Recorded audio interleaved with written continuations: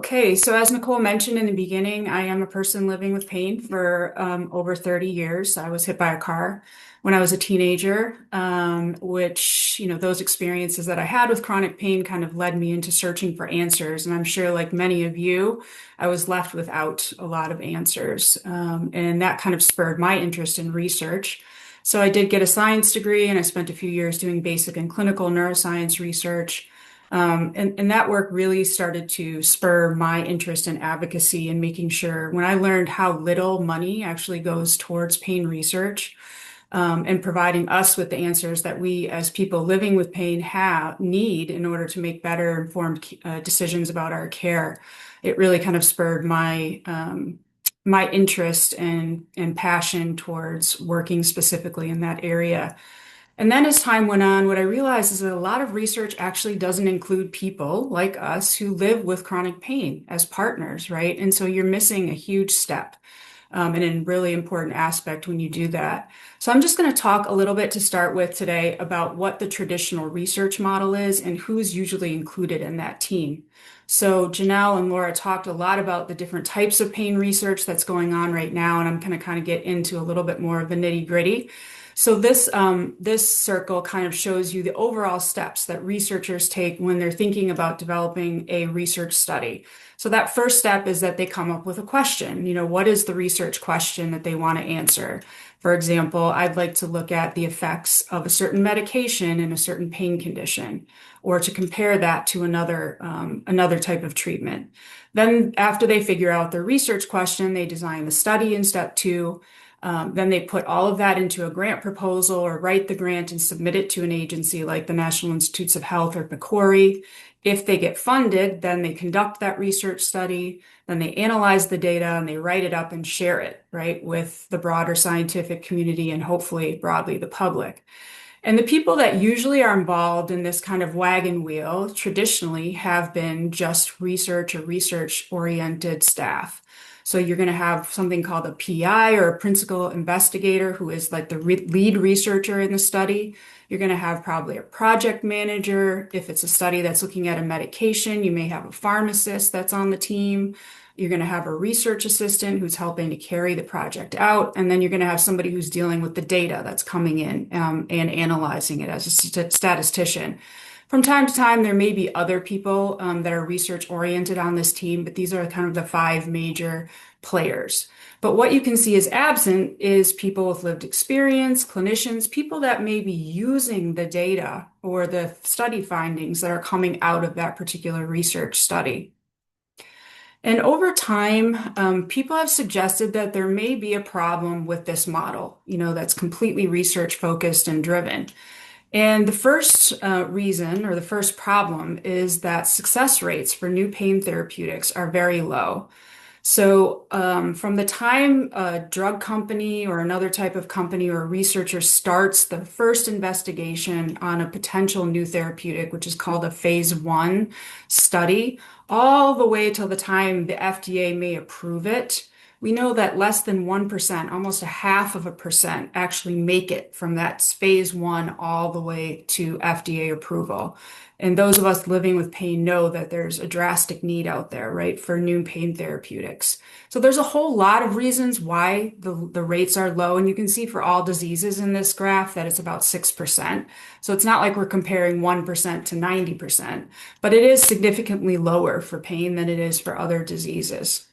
The second problem that have led people to question whether this model is working effectively is that we know from research, not just even in pain, but in cardiovascular disease and cancer and other areas, that it takes 17 years from the time a research study publishes its findings to actually get to clinicians and patients who are working together to make informed decisions about their care.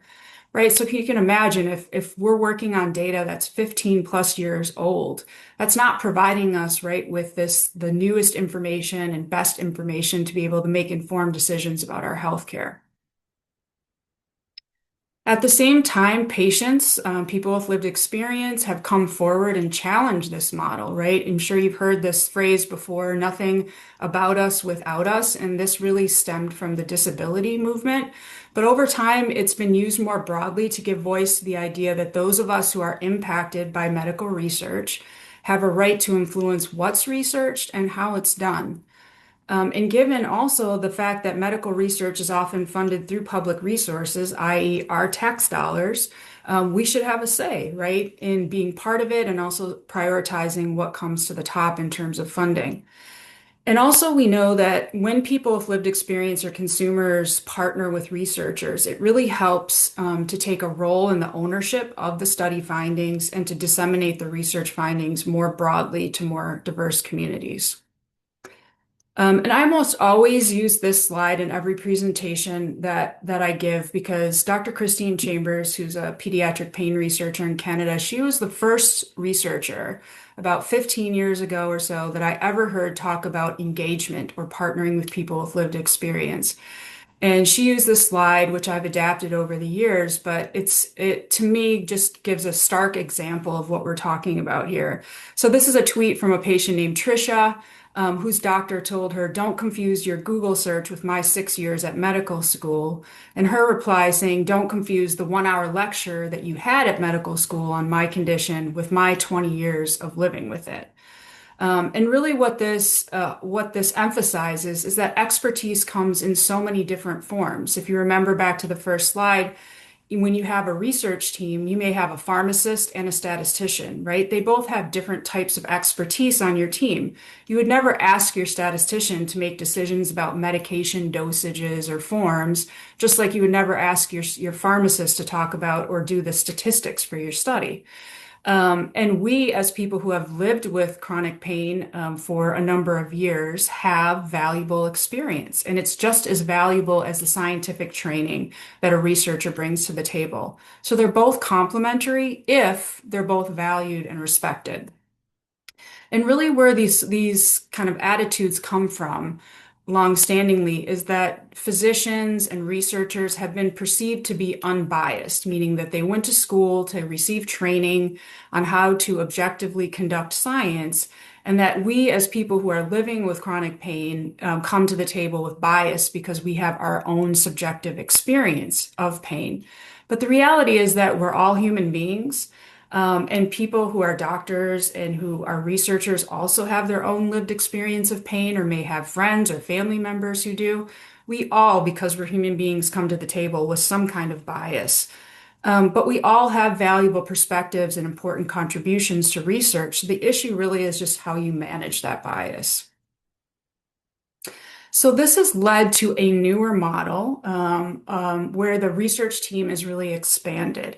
And when you think about who you might want to have on your research team, it's really the end users of the study findings. So for example, in that study that Laura talked about where they were looking at acupuncture for low back pain, and they wanted to make sure that in the end, there was going to be a coverage change decision, right? So that CMS might then agree to cover acupuncture for certain people with low back pain. In that case, you would also want to make sure that you're talking to CMS or healthcare insurers early on in your study planning to make sure that you're optimizing your study to get the data that CMS or another insurance company would be able to actually use in changing that coverage decision at the end. If a researcher or the research team just went ahead and planned the study the way they wanted to do it, they may not result, right? The end result of the study may not have the data or the type of data that they need and actually that the healthcare insurance companies or CMS may have needed in order to make a coverage decision. So given the type of study that you have and what researchers are seeking to ask and answer and to change, you can consider a whole number of different people, and I've just included 4 of them in the red circles here. So as I mentioned, that could be healthcare insurers, it could be healthcare systems. So if you're trying to change something that's actually happening in a hospital setting or an urgent care or a clinician's office, you would want to get their perspectives early on while you're planning your study to make sure you optimize the design of your study. If, for example, you're trying to come up with data that may help primary care providers and how they treat pain, you would want to get their perspectives, right, early on and include them as members of the research team. And then importantly, those of us living with chronic pain or PWLE, which we call people with lived experience, and their caregivers. So these are just four examples. It could include other types of people, but just think about, expanding the members of the research team to include those people who would be the most likely to use the data at the end of the study findings. So in regards to people with lived experience, we oftentimes refer to this either as patient research engagement or PWLE engagement, meaning persons with lived experience. And the definition of patient research engagement from the National Institutes of Health is that it happens when individuals who could be patients, caregivers, community members, or even the public partner with researchers to plan, design, and conduct research. And the point of that is so that the research and its outcomes are meaningful and actionable to those of us who are living with the condition. And the ultimate goal here is for people and communities to guide the direction of and partner in research that's relevant and impactful to them. So these are just some of the benefits that we know come from PWLE engagement with researchers. First of all, studies that include engagement have increased enrollment and retention, including that of more diverse populations. We know that it also can take less time to actually complete the study. So we've heard from Laura and Janelle over and over again that research takes a long time from the time a research question is developed, the grant proposal is written, they get funding, they conduct the study, and then publish it can be 5+ years, right? So if we can speed up the time that it takes to get that new information out into the public, that would be very beneficial. In many cases, it decreases the actual overall cost of the project because you're optimizing your study from the beginning. It helps to disseminate the study findings to more broad populations. And ultimately, it helps to improve trust between people with lived experience and researchers. So I had highlighted two key problems in the beginning, the fact that very few pain therapeutics make it all the way to FDA approval, and second, that it can take 17 years for data to actually reach clinicians and patients. There also are some additional problems in kind of the research, systematic research arena. And that we know that even though the benefits of engagement have been widely demonstrated, as I just mentioned on the last slide, unfortunately, engagement is not standard practice in pain or other areas of research. It's actually a smaller percentage of research studies that actually include engagement right now. But on a positive side, engagement is increasingly being required by research funders like the NIH, PCORI. Every single PCORI study has to include engagement in it. But the problem is that very few scientists receive standard education or training on how to incorporate engagement into their studies. There are a lot of other barriers that are systematic to academic institutions and funding and time, but these are the major issues that we're experiencing.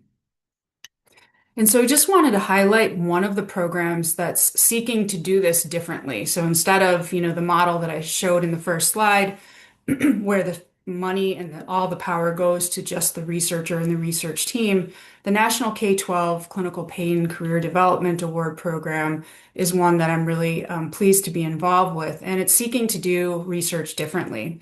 So what this award does is it's targeted at early stage investigators. So people who are mainly clinicians, they probably are coming from a clinician background. So they may be physicians, psychologists, physical therapists, so on and so forth. And they're transitioning into conducting clinical research.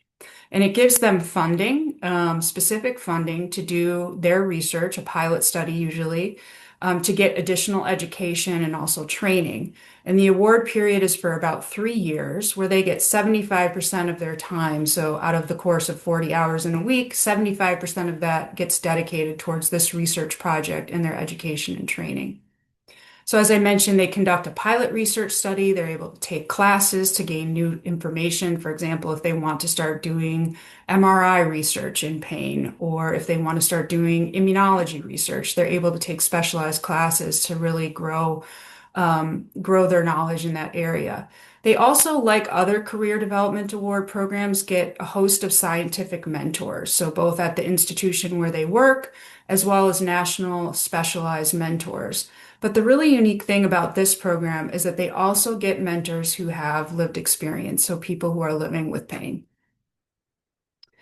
And the PWLE partners within the K-12 have a variety of different roles. So as I just mentioned, they can serve as mentors to what we call the K-12 scholars, who are the scientists who get the award. They also serve on as panel members and give feedback on scientific projects. So we have like a meeting like the one we're having today, where the scientists go over their research study or their plans, and those of us who live with pain are able to give them feedback directly so that it can improve their study. They also are allowed and serve on a committee to guide kind of the overall activities across the entire K-12 program as it relates to the lived experience partners. We also review new K-12 grant applications, so we have a say in who kind of will be coming on in the next year in terms of getting an additional award from the K-12. We also excitingly have co-developed in our co-teaching and engagement curriculum for scientists. So remember, I said that most scientists don't get any education or training on engagement. So we're actually developing that content and teaching it to the researchers. We're also co-developing onboarding materials for other people with lived experience who may be mentors in the future. We're also able to travel to attend annual science meetings and co-present with other researchers and serve on the overall K-12 advisory committee. So you can see there's a breadth of activities that we're involved with within the overall K-12 program. So now it's my pleasure to introduce Dr. Jessica Ma, who I've met through the K-12. She is a current K-12 scholar who's wrapping up. She was awarded in the first year, so she's nearing the end of her K-12 award and planning for her next grant. But it's been a pleasure to be able to work with her within the K-12, and she's going to share some of her perspectives on engagement and research through the K-12 program. Hi, and thank you, Chris, and everyone for inviting me today, as well as for the kind introduction. And I'm currently in my third year out of 3 for my HEAL K12. And as a HEAL K12, I have been so grateful for the opportunity to work with Chris Veasley and other patients in my research. So to introduce myself a bit more, I'm an early career researcher and a faculty at Duke. I am also a palliative care physician. And for those who haven't heard of palliative care, the way that I explain it to patients who have serious illnesses such as cancer, heart failure, or advanced kidney disease is that we help make sure that your care matches what matters most to you, especially in the setting of your serious illness, and that we also help with your symptoms, including nausea, constipation, and specifically pain. So in my specialty, I often see patients who have advanced diseases along with having pain. And I became interested in pain research because there aren't very many medication and non-medication treatments for pain for patients with serious illness. My specific focus is actually on patients with chronic pain and kidney disease. And while kidney disease doesn't directly cause chronic pain is very common among these patients with kidney disease. And the treatment for pain is particularly challenging because certain treatments that may have been used when the kidneys were healthy aren't no longer recommended, or we have to actually make adjustments or monitor more for side effects. So for these patients, it can be fairly tricky trying to figure out which treatment might be the right path or kind of monitoring along the way too. And then every day, as I'm seeing these patients, I have questions that come up. What are the best options now for pain in the setting of kidney disease? Is this medicine safer than compared to another medicine? And how likely are these two medicines in comparison going to be relieve that pain? Is this psychological therapy that has been proven and done well for patients with cancer, how does that work with patients in kidney disease? And a lot of the times, I wish I had these answers so that I could actually give better care. And that's the reason that I had applied for the HEAL K12, is to start further exploring these research questions. And yet, usually when we have these research questions, researchers like me typically start by looking into scientific papers and journals to see what questions have been answered or if there's a gap in that literature and what's been studied.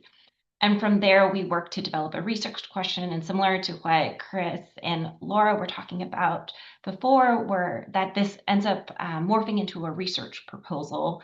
And then we submit it into NIH or to PCORI or to other funders. And then the study, the proposal is then reviewed by other scientists. And if it's reviewed well, we might have money to then actually start the research project and enroll participants. And yet, traditionally in this model, a lot of that project development has been one-sided from that researcher's point of view. And what I've really found during this process with Chris Veasley is that when patients are part of the research process, the research direction can really change. And involving patients with my research so far, especially through the HEAL K12, has really helped me ground my research on what is most important to patients. And patients really have helped me from the start when I start writing the research grant or idea to designing how to best approach patients, what to test, and how to even share results. And I'm going to talk about a few examples. So I was recently preparing a grant submission to the NIH, which actually also asked me to make sure that I involved patients with lived experience. So through that, I met with a panel of patients through the HEAL K12. And in this meeting, we specifically talked about what other outcomes would be more important for patients. So these patients in the panel suggested I monitor also measure sleep and how sleep changes over the course of the study, the way the pain has actually changed from the beginning to the end of the study, and specifically because of working with patients with serious illnesses, they suggested to make sure that I also enroll caregivers as part of the study. And another experience through my HEAL K12, a patient helped shape the way that my consent document and the questions that I asked in an interview study. She made sure that the consent and these questions and the interviews were very easy to understand, and to make sure that the patients who participated really understood the goals of the research study. And I think more importantly is thinking about the future state of research and how what I hope it'll become is that patients will be a part of the research project from the start to the finish. They will be a part of the team. And I think more importantly, that if patients are part of the research throughout the research lifecycle, that the research, that the data is gathered, the findings that we do see as a result of these research projects will better match the real life experiences of the patients and hopefully help patients in a way that matter most to them too.